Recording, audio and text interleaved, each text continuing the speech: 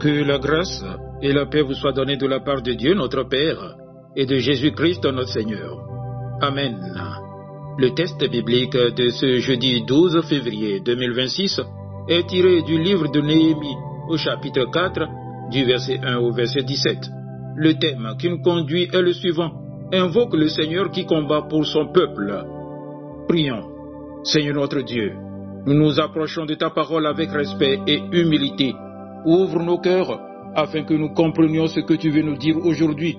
Que ton Esprit Saint éclaire notre intelligence et fortifie notre foi. Parle-nous, transforme-nous et rends-nous sensibles à ta voix. Que cette méditation ne soit pas seulement entendue, mais qu'elle produise en nous courage, persévérance et confiance en toi. Au nom de Jésus-Christ. Amen. Néhémie, chapitre 4, du verset 1 au verset 17. Lorsque Sanballat apprit que nous rebâtissions la muraille, il fut en colère et très irrité. Il se moqua des Juifs et dit devant ses frères et devant les soldats de Samarie: à quoi travaillent ces Juifs impuissants? Les laisseront-on faire? Sacrifieront-ils? Vont-ils achever? Redonneront-ils vie à des pierres ensevelies sous des morceaux de poussière et consumées par le feu? Tobija, l'ammonite, était à côté de lui et il dit: qu'ils bâtissent seulement. Si un renard s'élance, il renversera leurs murailles de pierre. Écoute, ô notre Dieu, comment nous sommes méprisés. Fais retomber leurs insultes sur leurs têtes et livre-les au pillage sur une terre où ils soient captifs. Ne pardonne pas leur iniquité et que leurs péchés ne soient pas effacés de devant toi, car ils ont offensé ceux qui bâtissent. Nous rebâtîmes la muraille qui fut partout achevée jusqu'à la moitié de sa hauteur, et le peuple prit à cœur ce travail. Mais Sanballat, Tobija, les Arabes, les Ammonites et les Asdodiens furent très irrités en apprenant que la réparation des murs avançait et que les brèches commençaient à se fermer. Ils se liguèrent tous ensemble pour venir attaquer Jérusalem et lui causer du dommage. Nous priâmes notre Dieu et nous établîmes une garde jour et nuit pour nous défendre contre leurs attaques. Cependant Juda disait: les forces manquent à ceux qui portent les fardeaux et les décombres sont considérables. Nous ne pourrons pas bâtir la muraille. Et nos ennemis disaient: ils ne seront et ne verront rien jusqu'à ce que nous arrivions au milieu d'eux. Nous les tuerons et nous ferons ainsi cesser l'ouvrage. Or, les Juifs qui habitaient près d'eux vinrent 10 fois nous avertir de tous les lieux d'où ils se rendaient vers nous. C'est pourquoi je plaçai dans les enfoncements derrière la muraille et sur des terrains secs le peuple par famille, tous avec leurs épées, leurs lances et leurs arcs. Je regardai et m'étant levé, je dis aux grands, aux magistrats et au reste du peuple: ne les craignez pas, souvenez-vous du Seigneur, grand et redoutable, et combattez pour vos frères, pour vos fils et vos filles, pour vos enfants et pour vos maisons. Lorsque nos ennemis apprirent que nous étions avertis, Dieu anéantit leurs projets, et nous retournâmes tous à la muraille, chacun à son ouvrage. Depuis ce jour, la moitié de mes serviteurs travaillaient, et l'autre moitié était armée de lances, de boucliers, d'arcs et de cuirasses.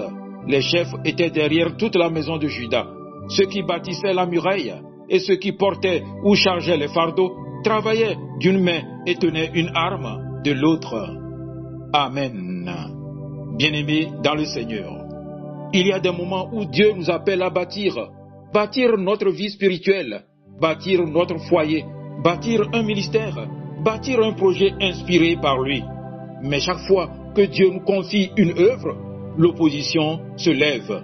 Dans Néhémie chapitre 4, le peuple d'Israël reconstruit la muraille de Jérusalem. C'est une œuvre sainte, une œuvre nécessaire, une œuvre voulue par Dieu. Pourtant, dès que les murs commencent à monter, l'ennemi commence à parler. Sanballat et Tobija se moquent. Que font ces Juifs impuissants? Un simple renard fera tomber leurs murs. Remarquez ceci, ils ne se moquent pas au début, quand rien ne se fait. Ils se moquent quand les murs commencent à s'élever. Parce que l'ennemi ne s'inquiète pas d'un croyant immobile, il s'inquiète d'un croyant qui avance. L'opposition est le signe que quelque chose se construit. Peut-être que toi aussi, mon frère, ma sœur, tu entends des voix.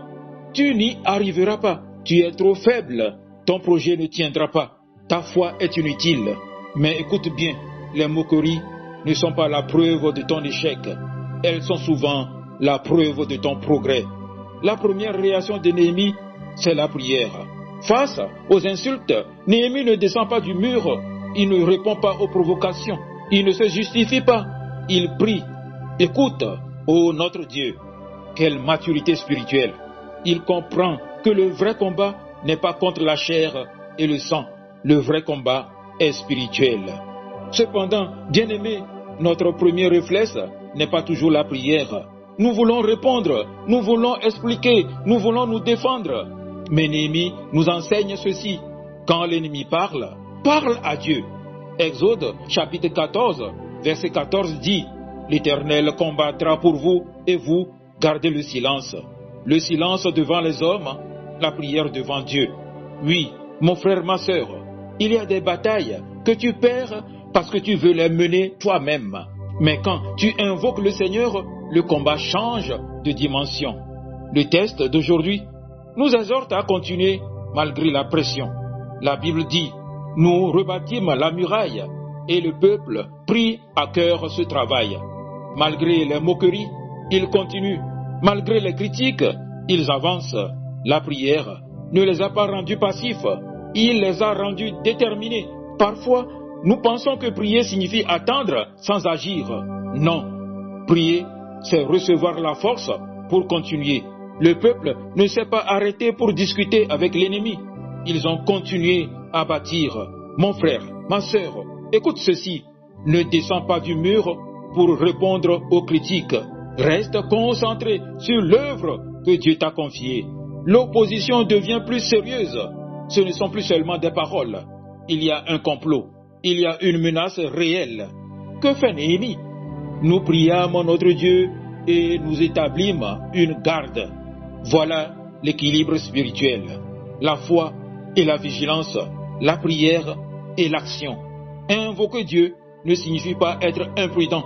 Cela signifie agir en dépendance. Ils prient comme si tout dépendait de Dieu. Ils veillent comme si leur responsabilité comptait. C'est cela la maturité. Mais le plus grand danger n'était pas l'ennemi extérieur, c'était le découragement intérieur. Le peuple dit, les forces manquent, les décombres sont considérables. La fatigue parle, le doute parle, la lassitude parle. Beaucoup de chrétiens ne sont pas vaincus par Satan, ils sont vaincus par l'épuisement. Quand tu es fatigué, tout paraît plus grand que toi. Les problèmes semblent énormes, les obstacles semblent insurmontables. Mais écoute ce que dit Néhémie. Ne les craignez pas. Souvenez-vous du Seigneur, grand et redoutable. Voilà la clé. Quand la peur grandit, souviens-toi de la grandeur de Dieu. Quand la fatigue augmente, rappelle-toi sa fidélité. Quand la menace s'intensifie, contemple sa puissance. Le problème n'a pas changé, mais la perspective change quand tu regardes à Dieu. Dieu combat réellement pour son peuple. Dieu anéantit leurs projets. Ils avaient comploté, ils avaient planifié, ils étaient déterminés. Mais Dieu est intervenu. Ils n'ont même pas eu à livrer bataille. Dieu a dispersé leurs plans. Écoutez bien, mon frère, ma sœur, l'ennemi peut planifier, l'ennemi peut menacer, l'ennemi peut comploter, mais il ne peut rien faire sans la permission de Dieu. Quand tu invoques le Seigneur, tu invites le Dieu Tout-Puissant à entrer dans ton combat. Et quand Dieu entre dans un combat, l'issue est déjà décidée. Oui, une main à l'œuvre, une main prête. La Bible nous dit que le peuple travaillait d'une main et tenait une arme de l'autre. Quelle image puissante! Ils ne sont pas paralysés par la peur. Ils ne sont pas imprudents non plus. Ils bâtissent, ils veillent, ils avancent. Voilà la vie chrétienne. Un cœur en prière, des mains actives, une vigilance constante, une confiance totale. Peut-être, mon frère, ma sœur, tu es en train de bâtir quelque chose aujourd'hui. Peut-être que tu es au milieu des moqueries. Peut-être que tu ressens la fatigue. Peut-être que l'opposition s'intensifie. Écoute la voix de Dieu. Ne crains pas. Souviens-toi du Seigneur. Invoque-le. Car ce n'est pas toi qui combats seul. C'est lui qui combat pour son peuple. L'ennemi voit tes limites. Dieu voit ta foi. L'ennemi voit le décombre. Dieu voit la muraille terminée. L'ennemi voit ta faiblesse. Dieu voit sa puissance en action.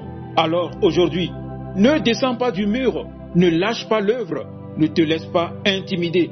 Invoque le Seigneur et continue de bâtir. Car lorsque le peuple prie et persévère, Dieu se lève. Et quand Dieu se lève, aucun ennemi ne tient. Dans toute la Bible, le principe est constant. Moïse prie, la mer s'ouvre. Josaphat prie, l'ennemi se détruit. David invoque, le géant tombe. Ézéchias prie, l'armée disparaît. Paul et Silas chantent, les chaînes tombent. Jésus se livre, le salut triomphe. Quand le peuple invoque, Dieu intervient. Quand le peuple se confie, Dieu combat. Quand le peuple persévère, Dieu agit. Et il n'a pas changé. Ce qu'il a fait hier, il peut le faire aujourd'hui. Amen. Paisible journée à vous tous.